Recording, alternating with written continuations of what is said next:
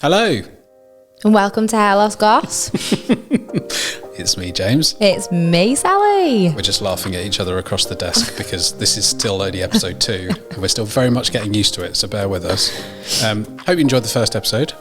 It's Totally winged it, but I think it went very well.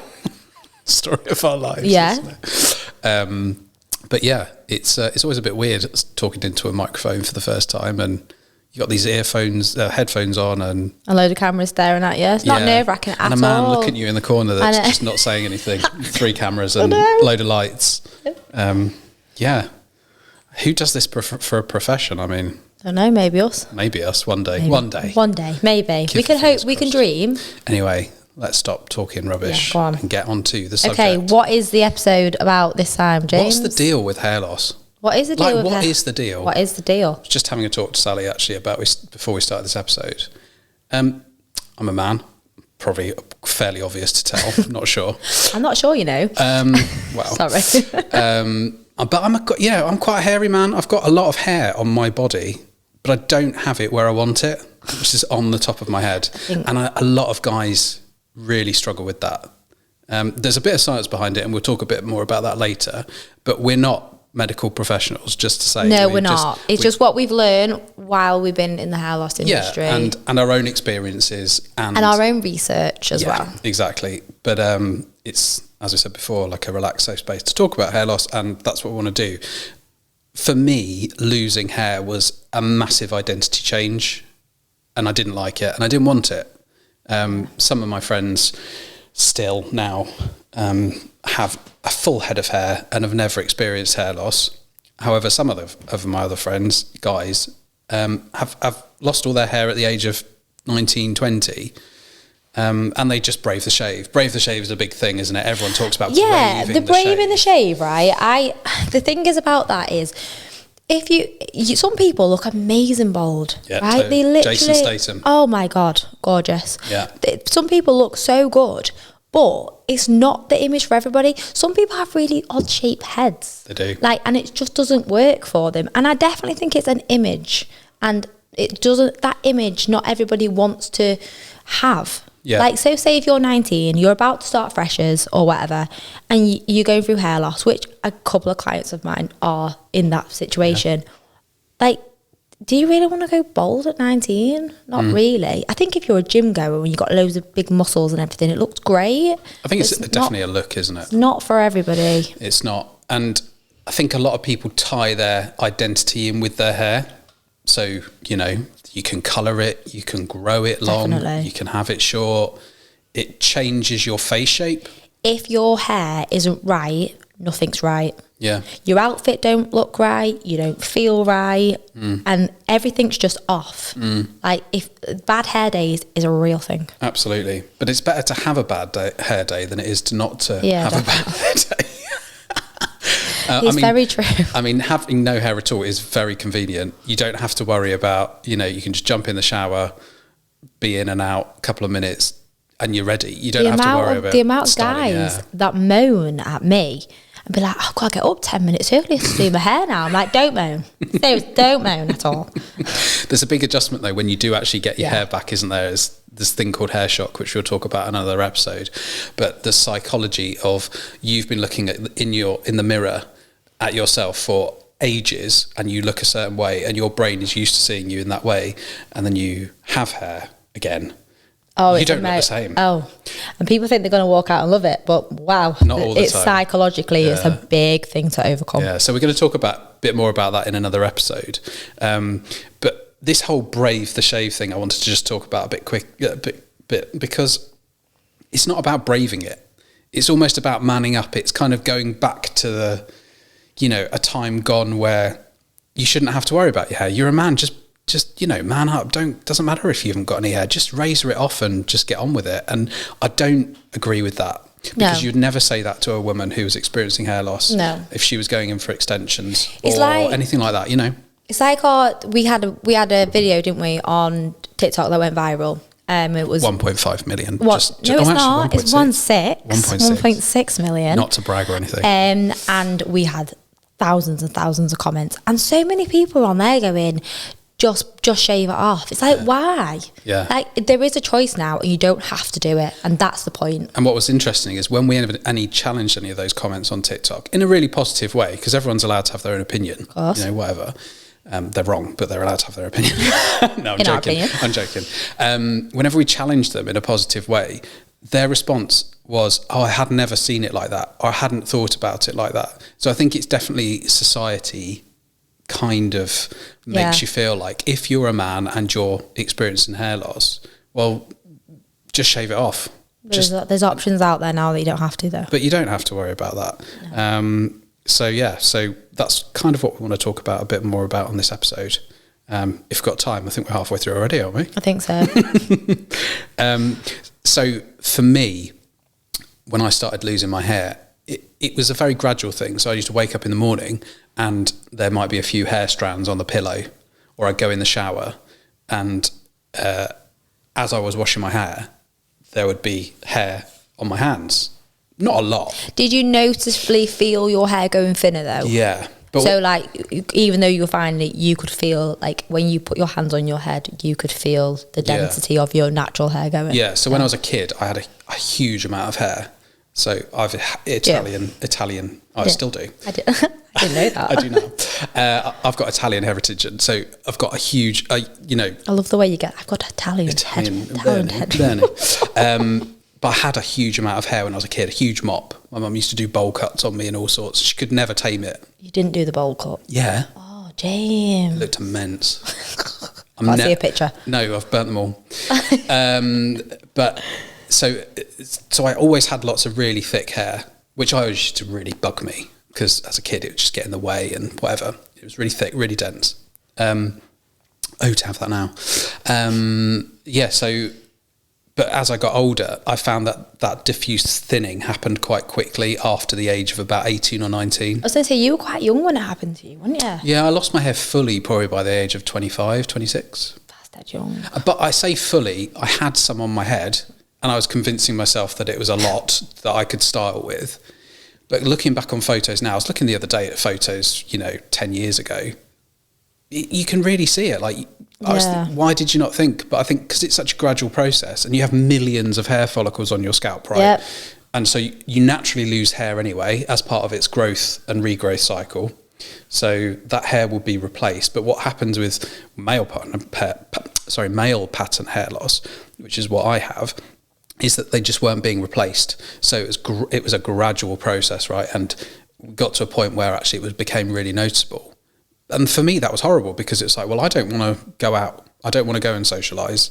I don't want to sit under a big light in a restaurant or in a pub because it's going to shine off my head.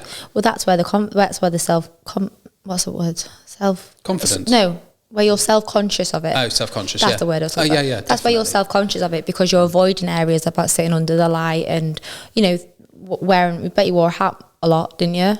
Yeah, I did used to wear a hat quite a lot, and also the weather for me was a big thing. If it was windy outside or rainy, I'd absolutely hate it because I'd be like, well, my hair's going to look rubbish because I'll do it, go outside, the wind will blow like a little, and then it's done, and then it's completely ruined again. Hey, it's fine. So for me, it was a really difficult transition. And I looked at other, options and eventually landed on hair systems, which we're going to talk about a bit more. But yeah, I think male pattern baldness can affect people of any age, right? Yeah, of course. Well, anyone that's either going through puberty or after puberty. Some of our clients are what, 19? 19's the youngest and 64 is my oldest. So you sort of not a 70-year-old? No. No? I think so. Oh, okay. Well, it's still quite a big age range. Yeah, it's massive. But I think for younger guys to have the option of not having to just suffer or brave the shave as we were talking about earlier and have an option is really important to them. 100%. So yeah, I think it should be a choice, which is you've always said, like hair loss should be a choice. So if you want to brave the shave, great. If that wouldn't work for you. But if it's not, there's options out there. Absolutely. And the amount of clients we were talking earlier, weren't we, about people that have come and had hair transplants? Oh, I would say 50% of clientele have already had a hair transplant. Not one I've even got a client that's had 3 and they've all failed. So then they've gone to a hair transplant, then they've gone to a hair system. So what I'd say is there's an option out for everyone, and hair transplants definitely are an option for some people, 100%. but it's not for everyone. No. And so, you know, it's not a holy grail. We were talking about the hair growth industry in the UK and hair loss industry in the UK. It's massive now, isn't it? You've got so many people, so many companies that are offering pills and foams and things like that. And fibres. I was on TikTok the other day actually, and this thing came up, and it was like, I think it was a guy from McFly or something like that. Oh yeah. And he was like, you don't have to not have hair. And I was like, but that to me is really wrong. Now the reason why I say that is because they've just paid him to do that. Yeah, his hair's great. Yeah, because his hair's great. Yeah. And it's like, that's really false marketing, and that's what I don't agree with the hair loss market, is that they'll market it wrong to make people buy it. It's selling a dream. It's such a sensitive subject as well. It's selling a dream. And yeah, when I started looking into things to solve my hair loss, I went down, a hole of information. There was so much information out there. And then I started on minoxidil, which is a chemical that is used to kind of strengthen hair follicles and to keep hair follicles in place. It's a foam, isn't it? It's a foam, yeah. And you kind of spray it into your hand, rub it together. Yeah. And then you put it through your hair twice a day, once in the morning, once in the evening. Twice a day? Yeah. And you let it dry naturally. So that's a commitment, isn't it? It is a commitment. But at that point, I was kind of like, am I ready for a hair transplant? I'm not sure. Don't really know what else is out there. Does that make the hair grow back, or does that just hold on to the hair that's there? Well, so what's interesting is minoxidil, it works in thirds. So if you've got a group of men, a third of men that use minoxidil, it will help regrow new hair. But that hair sometimes will be quite like baby hair, not like full mature hair. Yeah. A third of men, it will just keep the hair that they've currently got, but you won't grow any more, but you won't lose any more. So you'll keep your level of hair loss as it is, and the other third of guys won't have any effect at all, and you'll continue to lose hair. So you don't know actually what you're gonna get until you start it. Without using it, and it is a commitment. Yeah, there's a financial commitment to that, but it's also about remembering to do it and the process of it, and making sure that it's dry and not going to bed with your hair wet and all that kind of stuff. Did that work for you? So for me, I was the third that I didn't grow any more hair, but I didn't lose any more. Okay. But I left it to a point where actually I was still not happy with that level of hair loss. Yeah. So I was just like, well, I could keep like this forever if I remember to do this every day. But I want more than that. Yeah. And at the time I was 24, 25, 26. I wanted to have a full head of hair back. What's the other one? Is it finasteride? And that's a tablet, isn't it? It can, yeah, it's a tablet, and it's very popular at the moment, branded through lots of other companies. We won't say the company names on here, but there are lots of people that do provide that and brand it under their own. So the thing about that is, so I have one client that's had that, and who's actually a doctor. Yeah. And he had a hair transplant, and he actually stopped taking it because it gave him really bad depression. Yeah. And because doesn't it suppress your testosterone? There's lots of potential side effects with any medication. So how does that work? So if somebody was going to take that, how does that work to prevent hair loss? It's a daily tablet. Okay. So you have to take it every day. So what does it do though? It's a similar thing to the minoxidil. So you'll still have, a group of men. Some of that men will keep the hair that they have, but not experience any more hair growth. Yeah. It's a similar chemical. Excuse me. It's a similar chemical, but instead of putting it on your hair and your scalp and massaging it into your follicles, it's an oral medication. So it takes a bit longer to build up in the system because you're not putting it topically on your skin. But it's more kind of I have heard again, like from clients, that it does affect. I don't know how to say this in a nice way. Erectile dysfunction. That's it. Yeah. Like it actually does massively impact on that. And so if you're starting to take that, in your 20s, and then that happens in the bedroom. All medication has side effects, right? But that's a big one. Though. Oh yeah, definitely. But you've got to. Not everyone experiences that, and there are some positive experiences, but everyone's got to be educated. They can't just go into it thinking, I'm going to take this magic pill and it's going to solve all my issues when it comes to my hair, because it won't. So minoxidil, that sometimes can work, sometimes can keep it as it is, sometimes not. And then finasteride, yeah. Then that's the same. Sometimes it will work, sometimes it won't. Yeah. So they're not permanent methods, but they're sometimes worth a try before you go down a hair route if you want to. Yeah, totally. It's good to have options, but it's also really important, and we say this to all our clients, to do your research. 100%. Whatever avenue you want to go down, before you say yes to anything, do your research. There's plenty of resources out online, and there are plenty of people like us who specialise in certain hair restoration techniques, whether that be transplants or SMP, for example, if you want that kind of PRP, hair systems. Speak to people, speak to those specialists and ask them lots of questions, and only when you're satisfied, make a decision, because your hair loss is happening and it will continue to happen. It's just how you go about it. It's just how you address it long term. Yeah.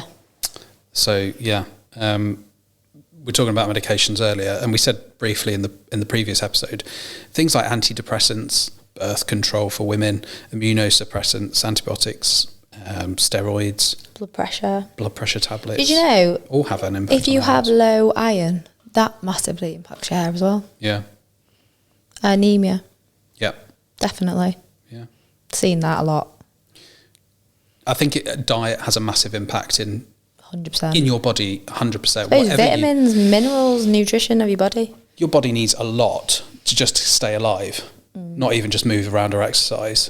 And if you think all of the parts of your body, your organs, your tissues, your hair follicles, your nails, which are also made of hair, by the way, they all need nutrients. They all need stuff to keep them growing. But sometimes genetics and hormones get in the way. Okay, so going off subject here, but here's a question. You know, if you go in, once you've passed and you go into the ground and you get married, your hair and your nails still grow. Yeah. Why? Yeah. Did you know that? Yeah. It freaks me out a bit, that. Sorry. So going off just with the hair, the nails subject, but yeah. Yeah. Did you? Ooh, but your body's still working. It's just not alive. And so, yeah, a bit morbid though, Sal. Sorry. It's only episode 2. Sorry. I just thought, no. Sorry, it just reminded me, that's all. Yeah. It fascinates me, that, and it freaks me out and it fascinates me, but yeah, just with the hair and nail subject. Sorry. But also other things like compulsive behaviours. Sally loves this name, don't you, I Sally? can't say it, and I feel really bad because I can't say it, because I know it affects so many people, and it's such a horrible one. Is it trichotillomania? Trichotillomania. It's where you pull out your hair when you've obviously stressed and stuff like that, but it can be really bad. People do eyelashes, eyebrows, the hair, and honestly, I've seen it firsthand. It is one of the most heartbreaking things to see somebody in that state where they are pulling their hair out. It's awful. Yeah, it's a stress response. So if you're in a stressful situation, sometimes people present that stress through hair pulling, and it might not be on your head. It could be on your arms, it could be your legs, it could be anywhere your hair is on your body. And the action of pulling that hair follicle out gives a bit of pleasure. And so your body reacts in a positive way and then reinforces that behaviour. So you continue to do it and you think, well, I feel better for doing it, so I'm just going to carry on. One of the people that we'll be bringing onto the podcast, actually, in the next few episodes, he suffered from that. Oh, really? Yeah, and I think he wants to have a chat about compulsive behaviours and talk about that. Yeah. He's also a hair system wearer as well, which is good, so we can talk to him a bit more about that too. Yeah, sounds good.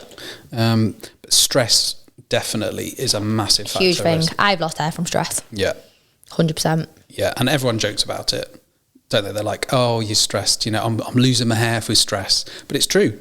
I've seen through the clinic, I've seen, especially women as well. I had a lady, I won't go into it because it's I'm not going to talk about it, but she had the most horrific stressful time, and she had lost so much hair from it. It is a real thing. Like, stress is so bad for your body. Yeah. Like, yeah, you can have stressful days, but when you're actually like really stressed, it's really bad and it affects a lot. But hair loss is a big thing, and I don't know whether it always comes back. It depends, doesn't it? I think it's really dependent on the area. I think it depends on the area and the age and stuff like that. Yeah. I've noticed actually on my beard I'm getting a bit of a alopecia, which is completely separate to my male pattern baldness. You really don't have luck with hair loss, do you? I really don't. No. But I still got hairy legs. Like, what's the deal? And I've got a little patch, and I've just noticed it over the past few weeks. But it has been an incredibly stressful time. You know, we've been really, really busy. Yeah, it's been a stressful 2 years. There's been, it's just not like... Worth it. Oh, totally, yeah. Worth it. And I would do it all again, but it's been... Yeah. Been hard. But it's been hard. So, yeah, I think... What else can we talk about, really, in terms of expectation management when it comes to hair loss? I mean, you know, you get these people that are advertising, celebrities advertising hair loss medication and stuff. You just got to be really careful with that, I think. Yeah. I think it's really hard as well. When you're sitting there watching telly, all them celebrities wear wigs, you know. And we're all sat here on the other side going, well, I want my hair like that. Yeah. And do you think it's real? You think it's their hair? It's not. It's full of extensions. It's full of hair products. It's full of hair pieces. Yeah. And it's not real life. No. And I think that's hard to have that expectation as well. Definitely. I certainly do it. Well, I want her hair. Amanda Holdham on Britain's Got Talent, prime example. She wears different hairstyles every single week. And everyone thinks it's her hair. It's not. It's wigs. They look amazing. Don't get me wrong. They look fantastic. But it's not spoken about enough that it's actually a wig. Yeah. Amazing wig at that. We will be talking about the term wig and toupee as well. Yes. Because a big one, isn't it? There's a big kind of negative image of it that kind of comes from a time long ago where they just aren't the same thing anymore. No. It's a generational thing, I think, as well. And I also think it ties into that kind of, especially for men, masculinity thing of, I'm not wearing a blooming toupee or what wig or syrup. Everyone calls it whatever they want to. But we'll be talking a bit more about that, I think, in the next few episodes. And we'll also be talking about other ways that you can kind of reduce hair loss, or at least reduce the look of the hair loss. So SMP, for example. Yeah. Tattooing on the head to give it false hairline. Scalp micropigmentation, SMP stands for. Again, it's a good look for people that want it. And also, if you've got hair still on your head, but you have some hair loss, diffuse hair loss through your scalp, for example, you can have SMP put in certain areas to make it look thicker. So you don't necessarily have to have a completely shaved head look. And there are some people that do a really, really good job of that. You know, it's very natural looking and it looks like the hair is growing out of your head and you've just shaved it. There are some drawbacks to that, and you know, like with anything, there's always pros and cons. But again, it's about going to the right people. 100%. So yeah. What's our next episode going to be? We're going to talk about hair systems in more detail. Oh, that's a good one. Yeah, because it's something that we know about. We know so much about. We've got personal experience of it, and we work with it every day. We work with it every day. So if there's any questions that you want. Yeah, if you've got any questions for us from the next episode about hair systems, let us know and we can answer them for you. We can put a list together and we can put some answers back to you. Yeah, sounds great. Cool. Well, I think that's the end of episode 2 then. It is. I'll see you on episode 3. See you episode 3, guys. Bye. Bye.